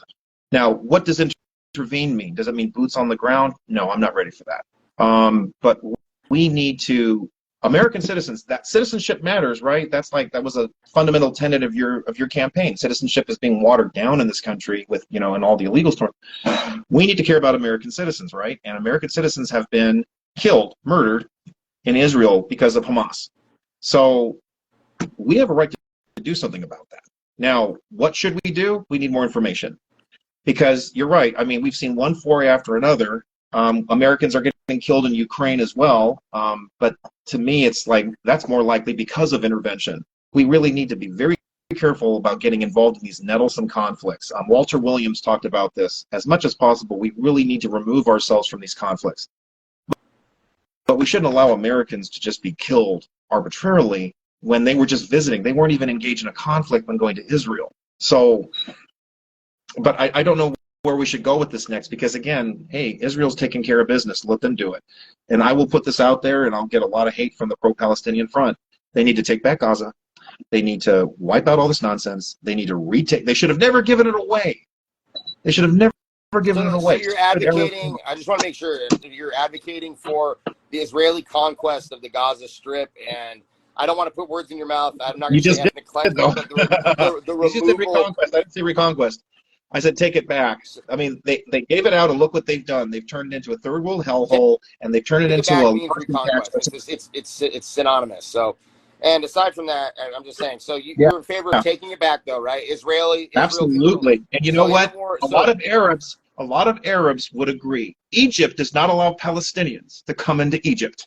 Well, Egypt also hasn't closed its border with Gaza through the Sinai Peninsula, and supplies have been going through. They've also lit up the Cairo Tower with the color of solidarity with that's not the Egyptian government doing it. That's again those Islamic interests doing it, and that's another thing we have to be very careful about. It goes back to the Levant affair. It was Mohammed Sisi, the current president of Egypt. I mean, I think he's been. I don't think they would have allowed the Cairo Tower to get lit up without his say-so. But we can go into that, a whole other thing. So, again, are you saying, just real quick, going back to the question, though, do you believe that the Gaza Strip should be retaken militarily by Israel and that the Palestinians should be removed? Or what's their status? So integrating the general population, boy, that's a tougher question because we've had decades of indoctrination, again, part of it paid with American money, makes me sick to my stomach, that has been bombarding to these Arab children to hate Jews, hate Israel, destroy Jews, and destroy America. Okay, getting back to America first, right? How do you integrate this? How do you deal with this situation? It's a tough one. That's why the conflict is still going on. But I think fundamentally, I said there was a two-state solution at the outset. I think we need to be integrating more towards that. We need to stop with the poisonous propaganda that teaches kids to hate Jews and that Jews are their problems, or Christians for that matter, or Americans for that matter. We need to stop allowing these creepy dictators and these Islamic leaders to take our money. You know, we're talking about giving money to Israel. Money is going to Palestinian nonsense as well. This is vile. What the hell's going on? Your stance, though, on the two-state solution, I don't want to mischaracterize it, is that Israel is a state and Jordan is a state where the Palestinians... That was how it was set up. Yeah. That was the two-state solution. Now, what are we going to do now? boy, that's a tough one. It's going to take a while. But I just go back to, if I have a choice between living in Nablus or living in Tel Aviv, well, Tel Aviv maybe not so good because they have the second largest gay pride parade, and boy, do I hate that. But I'd still rather live in Israel. I think a lot of Arabs would too. Now, how this is going to get resolved in the long term, how you get people to see properly what's going on, boy, that's a tough one.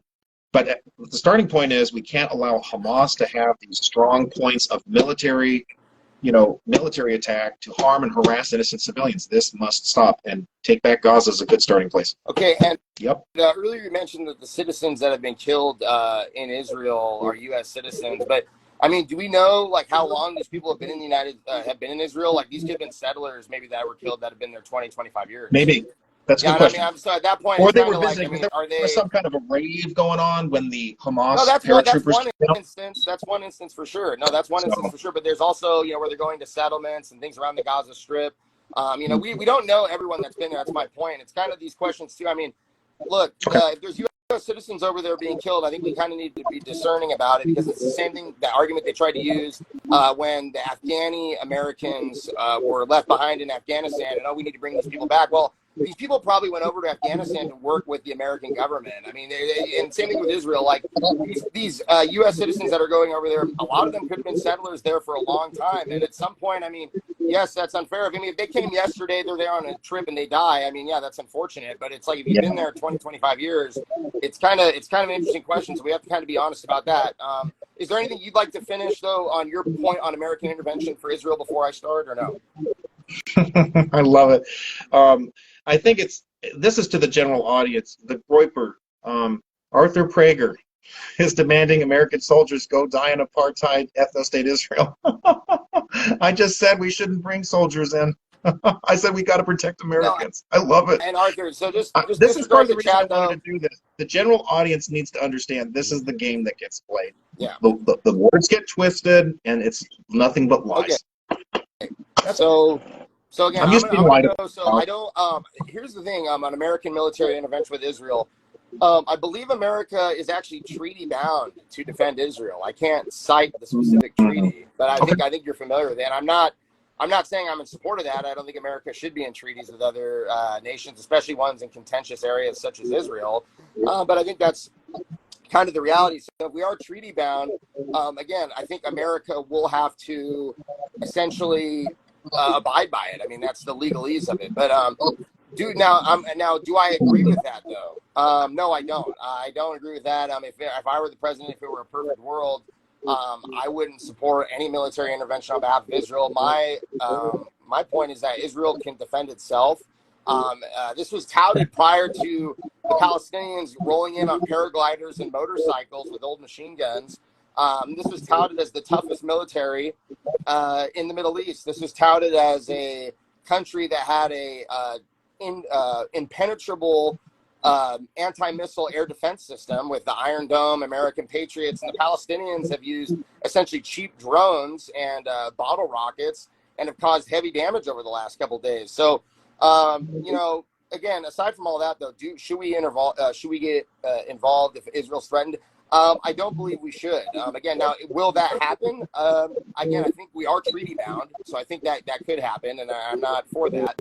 But do I think it should happen? No, I think America should only act when its strategic interests are threatened, and that primarily comes in our Western Hemisphere, for example, on our southern border. I don't think what happens in Israel is necessarily going to affect you or I tomorrow. Honestly, I think if you want my official position too, I mean, I think the Palestinians could potentially retake the entire country, and I don't think it would change American security at all.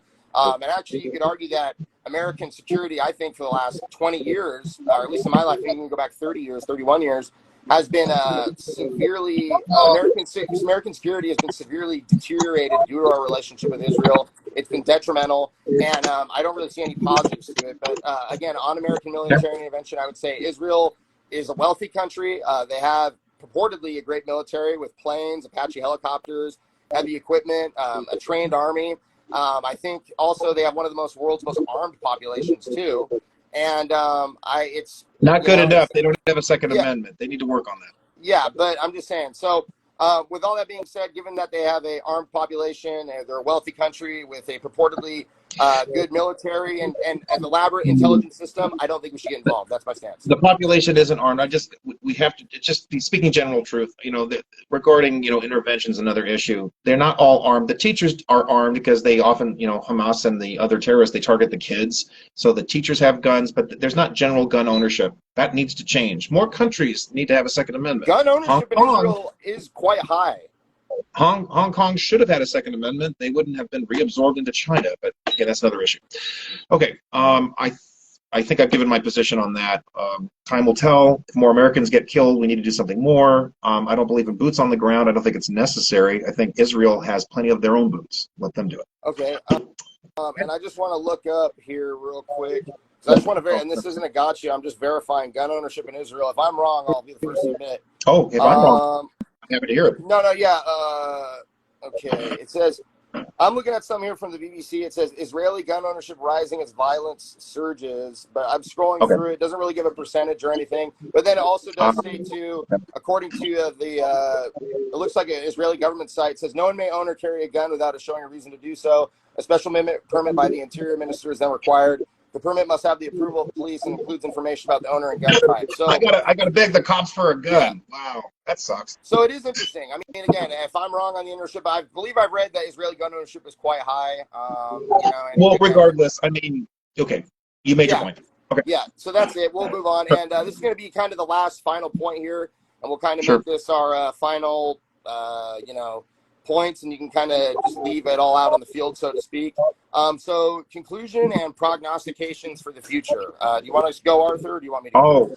I just open up the Bible. I just go from the biblical record. You're going to see more Jews fleeing from Europe, from Africa. There will be more Jews moving into Israel. I do sadly predict that there will be more hostility toward Christians. It won't work because the gospel is spreading. I'm a pre-trib guy, so there's going to be a rapture. There will be a false Messiah who's going to make an agreement with the Jews to protect them from all the other countries. I'm giving a biblical response. That's the prognostication I'm giving. And there'll be 3.5 years of peace, then 3.5 years of betrayal. I don't know where the millions of armed personnel will be coming from, whether it's Russia, China, or Babylon. China seems like the most likely one. That was Hal Lindsey's argument. And, Israel, the Jews will be surrounded. Well, at the same time, there'll be 144,000 Jews who believe in Jesus, who will be preaching the gospel. And they'll be trying to save as many people during the tribulation. Revelation says there's 2 witnesses. I think it's Moses and Elijah, because Elijah never died and Moses came back to life. And then when all is about to be lost, when Israel's about to be wiped out, Jesus will show up. And that's why you're seeing more Jews moving there. That's a fundamental reason why I care about Israel. I don't like the government all the time. Obviously, I just shared that with you. I think that our relationship should remain. I think it needs to be a balanced relationship. I want to see more, and I believe there will be more Abraham Accords. It's going to happen. Saudi Arabia is about to join. That's not necessarily a good thing on the broad scale, because, again, the world's getting more secular. It's getting more lost. But I think that our relationship will stay a little longer. Canada's going to break away because the Muslims have so much power in Canada now. Those are just my general insights on what's going to happen going forward. Okay. Thank you, Arthur. My conclusions and prognostications for the future. First, I think Israel's running on borrowed time in the region. I think these recent attacks demonstrate that. I think the Palestinians have shown a capability and a sense of bravery and a sense of ideological commitment that far exceeds those of the Israeli Zionist settlers that have been in the country for well over a century since this project first started in the late 19th century. So I'd say that. I think what I think is going to happen in this particular conflict, and maybe I'm in a minority here, I don't think Israel is going to have this resounding defeat of the Palestinian insurgents. And if they do, it's going to come at a great cost, far greater than any of the previous wars they've been in. If you look at some of the sources, I think they've said that these casualties they've accumulated in the last several days are greater than the 6-day war already. So, I mean, initially, so it's pretty impressive, or at least those first couple of days, it tracks with the casualties they had. The point is, it's been extremely damaging to Israel. And I think one thing people haven't brought up with this is that this was a preemptive attack by Hamas in response to what Israel had been doing to religious settlers in Al-Aqsa. That's why it's called the Al-Aqsa flood. And there was a great suspicion that after the holidays, the Israelis were going to essentially start their own preemptive attack on the Palestinians on the West Bank. And again, I'm not an expert on Israeli military history, but you can tell me, I believe it was either the Yom Kippur War or the Six-Day War, the one either in 73 or 67, where the Israelis, under the same circumstances, did a preemptive attack and have justified their logic for doing so. So I'm just saying this isn't a, these people, even going back to when it was the British Mandate, these people would do kind of these surprise attacks on each other. This is long going on. But the point I'm making is just on prognostications for the future is I think Israel's running on borrowed time. I think that the Palestinians are receiving solidarity from the Arabic and Islamic states. And I think what might happen from this conflict, I mean, I don't know if they'll be able to take over the whole country. Israel has an impressive military and intelligence apparatus. But if some kind of land corridor, I think, was established with the West Bank and some kind of lasting situation where there could be a cohesive Palestinian geography rather than this, separated enclave in the West Bank, I think that would be better off. And I think that the Israelis, if they do want to have a long-term position, I'm in favor of a two-state solution. Now, when you say, does Israel have a right to exist?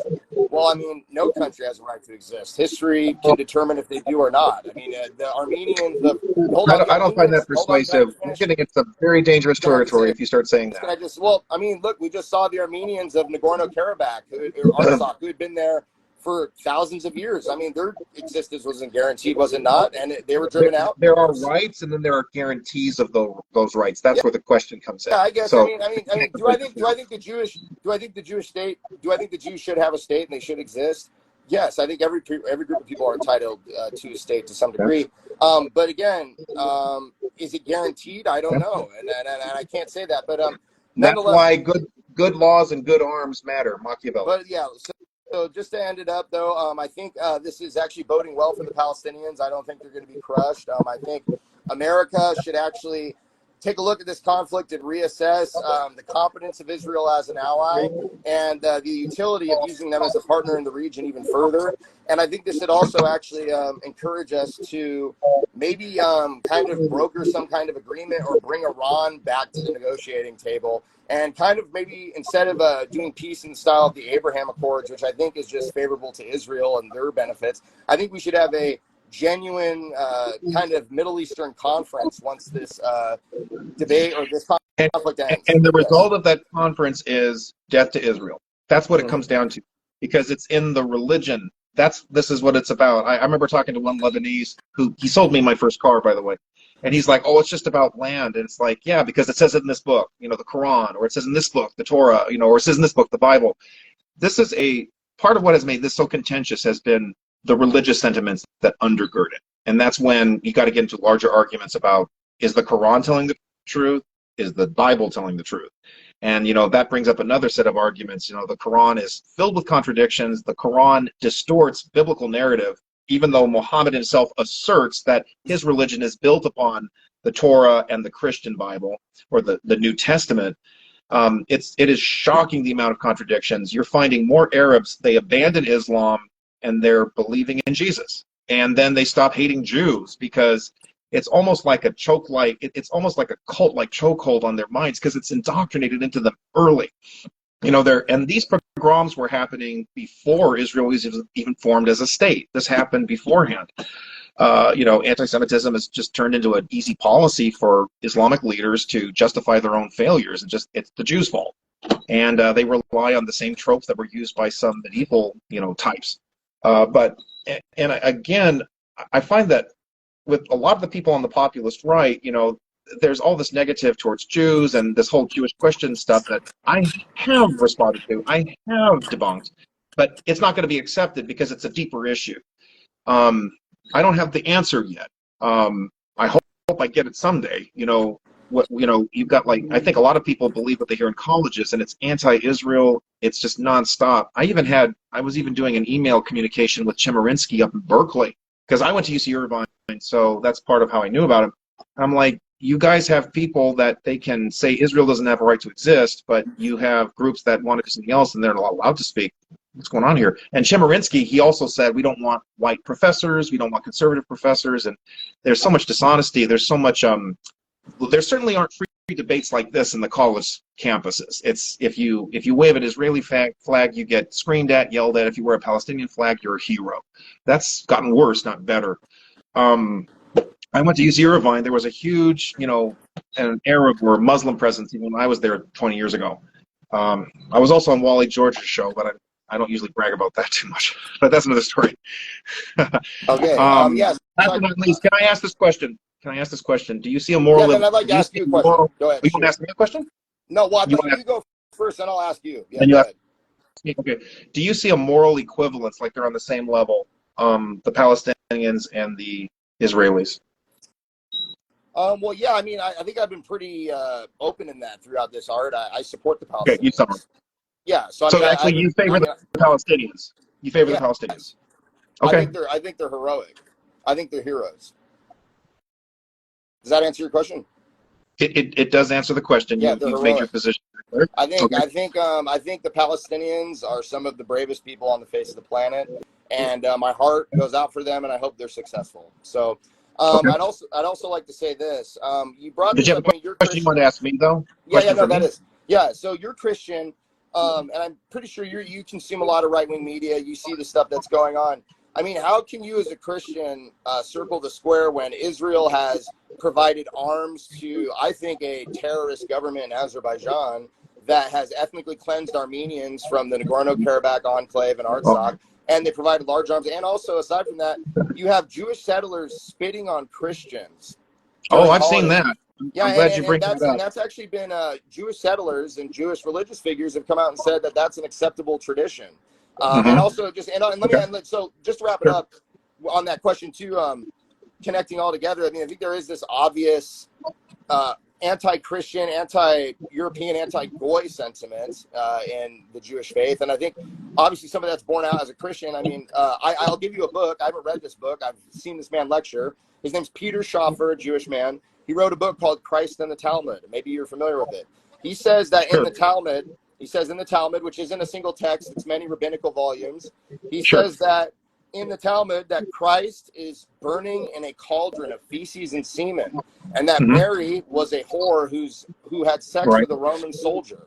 So I mean, again, being a Christian, let me ask you, how do you circle that square being an ardent Zionist? I hope I'm not mischaracterizing because you said you were a Zionist. Maybe you're not ardent. Sure. But how could you circle that square being a Zionist given Israeli support for Islamic regimes that have ethnically cleansed Christians, given their religious beliefs denying the divinity of our Savior, and the treatment of modern-day Christians in the Israeli state? Okay, so I guess the first question I would ask is, on the ground currently. Now this might seem like a false equivalence, but this is even what you have Orthodox Jews in Israel. They have been vocally critical when they call them hyper-Orthodox are attacking Christians. I've seen the videos. You have hyper-Orthodox that were blocking Christians from coming into a place. There were Christians who were worshiping, and there were hyper-Orthodox that were trying to wave the cameras out. You don't see them taking out guns and shooting them. You don't see them blowing them up. You don't see them stripping them naked and parading them in the street. That's what you see Hamas doing. And that's what you see Indians, Hindu nationalists doing. I'm really calling out the Narendra Modi nonsense. You know, Trump was all with the howdy Modi, but nobody's going after India and the abuse of the murder of Christians. Okay, Jews are not killing Christians. Now, second of all, people don't believe in Jesus. There's going to be a hostility to it. Let's see. I don't recall recently any Jews strapping bombs to themselves and blowing up public spaces. But this is what Muslims do. This is what they're taught to do. This is what you're seeing Arabs do. There is a manifold difference. Now, regarding the Talmud, that's interesting. The Talmud is not inspired scripture by any stretch. It's full of contradictions, and you want to know why? I think you touched on it, because they argue with each other. It's a bunch of Jews rabbinical volumes, to my understanding. Yes, they're arguing with each other. Now, there's going to be some of these rabbis who say really mean things about Jesus. I'm not surprised. But you know what? A lot of Jews don't even read the Talmud, or they don't observe it. Many of the Jews are very secular, actually. I mean, second largest gay pride parade. That doesn't exactly sound orthodox, right? Right? You're right. No, yeah. The Talmud is full of contradictions, as it's supposed to. It is not inspired. There was an excellent debate between a Jewish Christian and there was a Talmudist, trying to defend the Talmud, and the Christians. He used to be a Jew, now he's a Christian, and he's like, the Talmud is not inspired, it's not accepted, it didn't prophesy anything. I don't care what the Talmud says. Now, this is kind of interesting, because I would be saying that to the hardcore anti-Semitic groypers. You guys know more about the Talmud than the Jews do. Are you Jewish? I'd be teasing them a little bit. But, in Islam, they say nice things about, no, they say nice things about Jesus, but they lie about Jesus. And again, it's, I know this is an argument we can't discuss right now. I know about the dancing Israelis conspiracy. No, Israel did not do 9/11. Sorry. If you had 19 hijackers, I think our government was involved in it. I think we can handle that discussion now because of how the government shut us all in and made us take vaccines that we didn't want or need. But it's Islam that says, kill Christians and kill Jews. It's not Judaism. It's certainly not the Torah. Now, the Talmud, I know there's a passage where it says, kill the Gentiles. But that was a discussion about Exodus, because there's this issue. There were some of Pharaoh's soldiers who were forced to pursue the Israelites. And so the question becomes, should they die too? And the answer is, one of the rabbis says they should die too. That isn't to say that all the Gentiles have to die. It's a very nice trick that people like, I guess, Nick Fuentes or Kevin McDonald, if they do this, or anybody else, they take passages of the Talmud and they give this presentation that all the Jews are trying to kill us. And it's simply not true. Yeah. And before we wrap up, I just want to give one last thing, if you'd be so kind to entertain me here. So there was today also, and I'm going to kind of push back because you're saying that the Israelis, I think, from what, again, I don't want to mischaracterize you, and I know you're filming it, so we're being totally transparent here. Sure. I think you're saying that the Israelis show more restraint towards Christians and Muslims. Is that correct? Or there's more of a in this conflict, there's less of a likelihood of Christians having ethno-religious excesses rather than Muslims, correct? Muslims are going and blowing up Christians and Jews indiscriminately, whereas Israel's not trying to do that. Is that what you're saying? Yeah. I don't want to mischaracterize you. That is correct. Okay. You'll find it. And I know you can point to me, Menachem Begin. I've always wanted to respond to this. No, I know I just well, it's actually in the context, because what happened was in this conflict the last couple of days, Hamas fighters and these Palestinian fighters, it's been documented, it's been going on social media, people have been talking about it, they've had orders to protect Christian religious sites, whereas the Israeli Air Force... Oh, I've heard about that. The Israeli Air Force just obliterated a mosque. I mean, so again, I mean, and there's a whole... again, we've talked for a long time. You want to know why? Do you want to address that or no? You want to know why? Easy, because they're taking advantage of the Arab Christians. They're playing them off of the Jews. Yes. That's your assertion? Okay. And I think it's really sad. I'm very upset. I have a friend of mine whose father was born in Jerusalem during the British Mandate. So it was a very contentious time. And, it caused me to really rethink things. I understand it was a very difficult time for a lot of people. And I'm not neglecting. I'm sure some Jews did some bad things too. But it is not the express policy to wipe out all of Arabs. In fact, you have Arabs in the government in Israel. There are no Jews in any government anywhere in the Arab world. In fact, all the Jews were kicked out. And the Christians aren't doing too well either. In fact, the only reason there are still Christians in Egypt is because of al-Sisi taking over, thank God. But when Gaddafi was deposed, thank you, Obama, Jews were expelled, and I think Christians were expelled too. But Jews anyway, nobody cares about Christians, right? Jews were kicked out, but they had a state to go to. Where have Palestinians gone to? They're languishing. They have not been allowed to. Thank you for bringing that up. They were not allowed to go to Jordan, and that was part of the deal. And the Arabs deliberately create this problem. The Islamic militants, they created this. The Jews are bad. Look at what they're doing to the Arabs. Well, you're not allowing them. Well, I mean, it's kind of, okay. And remember, they were allowed to. And I'll assert again, Arabs are allowed to serve in the Knesset. Arabs serve on the Israeli Supreme Court. You have Muslims on the Supreme Court. Holy crap. I mean, that's why the right wing is, and let's be honest, I love being critical too. Bibi is not as conservative as you think. The guy's okay with abortion. He's okay with gay marriage. And because he was soft on these issues, that's why the right wing has more power. If he had actually had some principles and had cared about babies and marriage, he wouldn't have these. He wouldn't have some more radical elements pressuring him. Well, that's another story. Too, and I'll wrap it up on this. As you've alluded to too, though, and I think we could all agree. I mean, Israeli society and Israel itself isn't a monolith, you know, and there's a lot of there's secular Jews, there's Correct. Orthodox Jews, there's nationalists. I mean, there's been Israel up to the lead up to this. I mean, it's actually had a very tumultuous year politically with battles over the judiciary and a lot of various protests. Yeah. So, I mean, it's been a brother. very animated year in Israel, to say the least. But I'll just wrap it up. Arthur, at least we hashed it out. We've talked a minute. Did you at least feel that you were given a fair platform today and that you had a good time on the debate?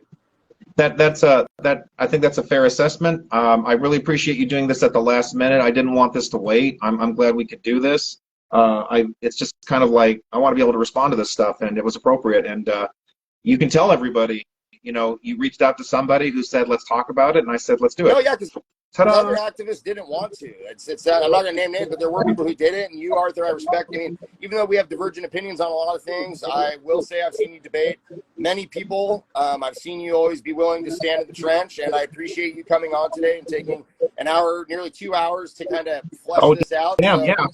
So that's it. So again, Arthur, thank you very much. I think you've been a good sport. I hope you feel I've been the same. I hope we can maybe have future debates in the future. And Okay. God bless everyone. And I think we can all agree that we want peace around the world in the near future. Do we not? When Christ comes, when, not if. All right. Well, thank you guys. God bless everyone who tuned in, and have a great evening. Thank you very much. Thank you. Take care. And if we're saying that, let's Just because I can't give it to you right so. now, are you going to throw me away? I'm sorry, Okay. what? I mean, if that's your choice, that's fine. No, I'm not. But no, but anyways. So again, just to wrap it up, again, on this topic, we're talking about dual loyalty, fact or fiction. If there was a Jewish question, Jewish influence over America, if they have loyalties to both Israel and the United States, I've asserted in the positive that they do. I think it's obvious through American foreign policy decisions, through the statements of American political figures, and things of that nature, through the American citizen